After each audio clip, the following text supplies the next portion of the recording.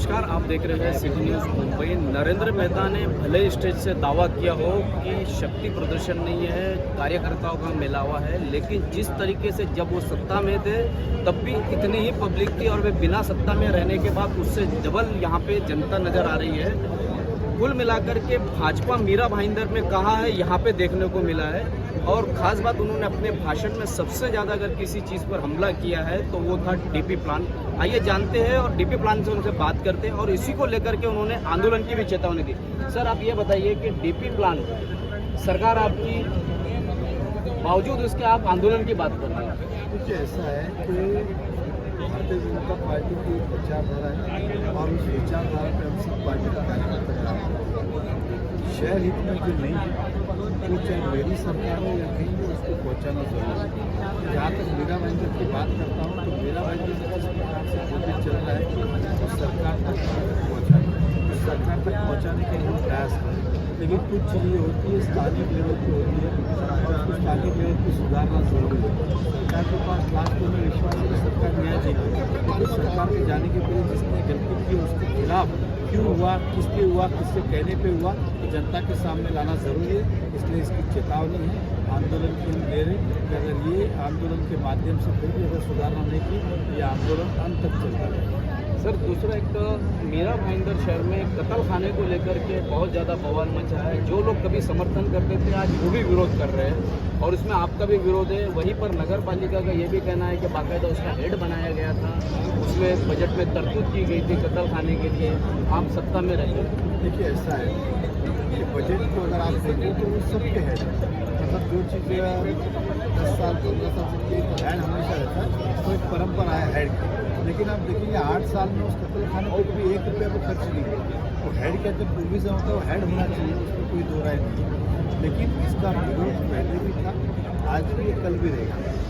अब जब इसकी शुरुआत हुई तो अन्य पार्टी ने भी और अन्य नेताओं ने भी इसका विरोध किया। मैं आज भी कहा कि इसको खाने नहीं खाने से इसका आकलन रखें। शहर में किस तरह का प्रॉब्लम क्या भी आएगा, इतने में आज उसका ट्रक भर भर के निकालेंगे जो है हमारे शहर की इतनी बड़ी जरूरत होगी। इस शहर में खाने वाले नहीं खाने वाले दोनों लोगों को जिस तरह चल रहा है वो चल रहा है, इसमें तो खाने की आवश्यकता है।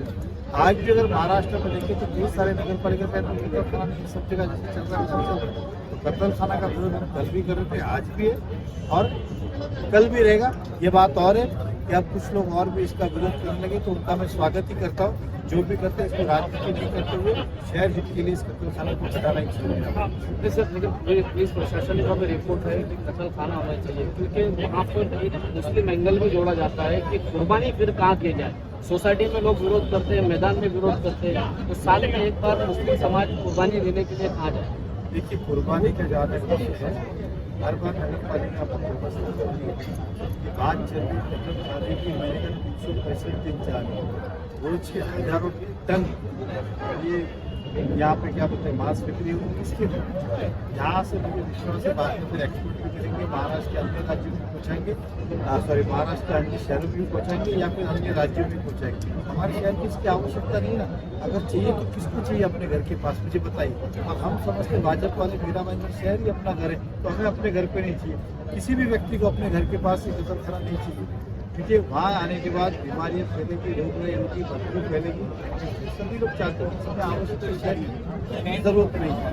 तो जिस तरीके से 146 के विधायक प्रताप सरनाइक ने अलग अलग भवन का उद्घाटन किया, TDR के माध्यम से बिल्डरों से बिल्डिंग भवन बना के लिया जा रहा है, आपने ऐलान किया कि सत्ता में आने के बाद हम इसे सब रद्द करेंगे।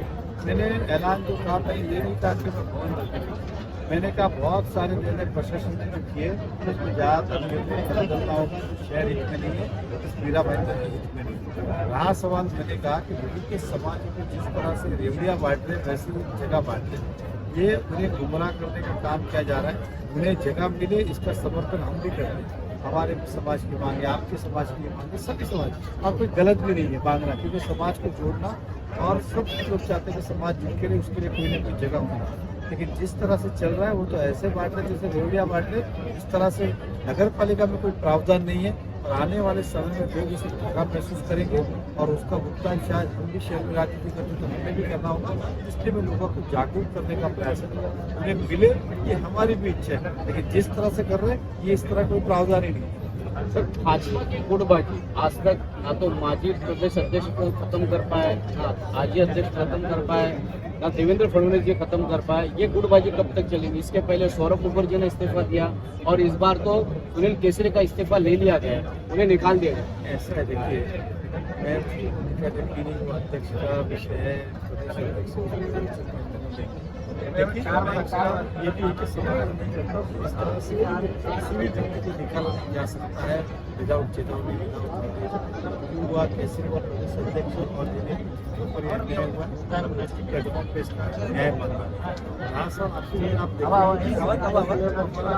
बड़ी रहे घट नहीं रहे, हमारा संगठन टूटने नहीं दिया, हमारा एक भी नगर से किसी पाले में नहीं गया, या हमारा एक भी कार्यक्रम राष्ट्रवादी हो, कांग्रेस हो, सिंडिकेट हो या फिर किसी भी नहीं गया। हमारे साथ आज टेक्निक है कि हमारे विचारधारा मजबूत है, लेकिन आपका जो गुटबाजी है वो खत्म नहीं हो मैंने रही। क्या बोला, पार्टी में गुटबाजी, अगर पार्टी में होती तो यहाँ स्थानिक लेवल पे जो गुटबाजी चल रही है, क्या का वापस से काम है, ठीक है, सोच का फर्क वो आने वाले समय में खत्म हो जाएगा, लेकिन पार्टी के विचारधारा में गुटबाजी नहीं। मैं ये कह तो शायद आधे इधर जाते आधे उधर जाते, तो सभी लोग उस झंडे के लिए काम करना चाहते हैं, तो सभी लोग उस झंडे के नाम पे आज भी आप देखते तो इतनी बड़ी संख्या जो उपस्थित हुई है वो किसी व्यक्ति विशेष या मेरे लिए नहीं हुई है।